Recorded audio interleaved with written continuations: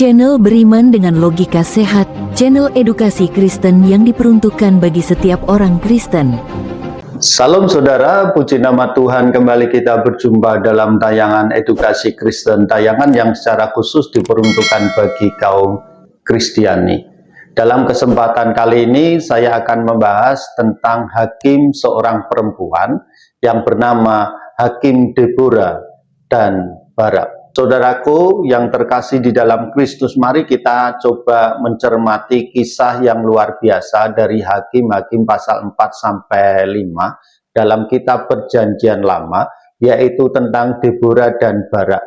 Kisah ini bukan sekedar catatan sejarah, melainkan sebuah narasi suci yang penuh dengan pelajaran iman, keberanian, dan kedaulatan Tuhan yang tak terbatas. Pada masa itu umat Israel dalam cengkraman Raja Yabin dari Kanaan dan panglima perangnya Sisera yang memiliki 900 kereta perang besi dan telah menindas Israel selama 20 tahun. Dalam kegelapan penindasan ini Tuhan membangkitkan seorang nabiah yang luar biasa bernama Deborah. Ia adalah seorang hakim bagi Israel yang membuat keputusan bagi umat Tuhan di bawah pohon palem. Keunikan Deborah di sini adalah ia seorang wanita yang dipakai Tuhan secara luar biasa untuk memimpin umat Israel. Ini mengingatkan kita bahwa Tuhan tidak terbatas pada gender, usia, ataupun latar belakang untuk memilih alatnya. Tuhan hanya melihat hati dan kesediaan untuk dipakai. Deborah kemudian memanggil Barak, seorang panglima, dan memerintahkannya untuk mengumpulkan 10.000 orang untuk menyerang pasukan Yabin. Namun Barak menunjukkan keraguannya. Jikalau engkau turut maju, aku pun maju. Tetapi jikalau engkau tidak turut maju, aku pun tidak maju. Saudaraku, siapakah di antara kita yang pernah merasakan keraguan di tengah panggilan Allah? Coba saudara mencermati kehidupan saudara secara pribadi dan coba saudara introspeksi diri keraguan yang pernah terjadi dalam diri saudara di saat saudara merespon panggilan Tuhan. Kisah Barak menunjukkan kepada kita bahwa bahkan para pemimpin yang dipanggil Tuhan pun bisa bergumul dengan ketakutan dan membutuhkan motivasi tersendiri. Namun jawaban Deborah penuh dengan iman dan ketaatan kepada nubuat ilahi. Baik, aku turut. Hanya engkau tidak akan mendapat kehormatan dalam perjalanan yang engkau lakukan ini, sebab Tuhan telah menyerahkan Sisera ke dalam tangan seorang perempuan. Ini adalah titik balik yang penting. Deborah tidak hanya menunjukkan keberanian, tetapi juga kenabian yang teguh, mempercayai Tuhan akan bertindak. Deborah dan Barak mengumpulkan 10.000 orang untuk menghadapi Sisera beserta pasukannya. Kemenangan yang diraih Deborah dan Barak merupakan kemenangan yang sangatlah dahsyat.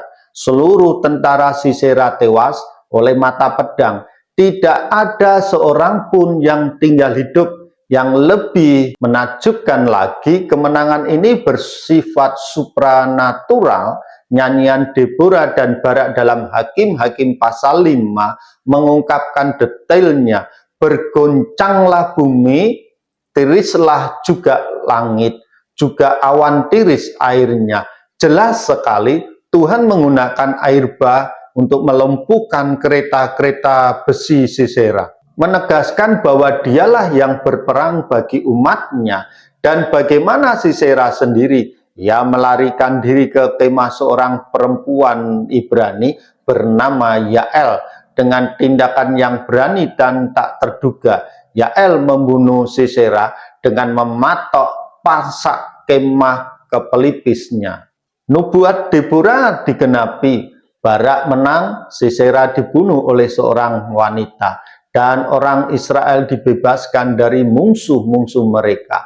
Kemenangan ini begitu total sehingga kekuasaan orang Israel sekian keras menekan Yabin, raja Kanaan, sampai mereka melenyapkan Yabin, raja Kanaan itu. Setelah kemenangan besar ini, negeri itu aman selama 40 tahun, masa damai. Yang mengesankan ini adalah buah dari ketaatan Deborah, Barak, bahkan Yael. Pada akhirnya, kisah atas bangsa-bangsa yang menghanti para pemimpin mereka sesuai dengan keinginannya. Dia adalah Tuhan yang berdaulat, yang sanggup memakai siapapun. Dan dengan caranya yang apapun, tetapi begitu dahsyat dan ajaib untuk mewujudkan rencananya yang tak akan terelakkan bagi kehidupan manusia seperti apapun. Jadi saudara-saudaraku, marilah kita belajar dari Deborah dan Barak untuk berani melangkah dengan iman, mempercayai kedaulatan Tuhan dan bersedia dipakainya dalam cara-cara tak terduga. Kemenangan sejati datang dari Tuhan dan Dia akan memuliakan dirinya melalui ketaatannya.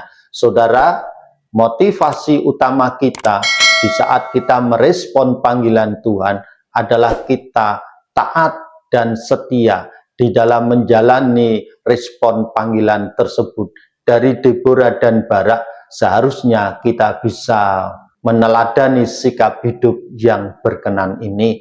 Terpujilah nama Yesus, Allah yang kekal, Juru Selamat kita. Haleluya. Amin.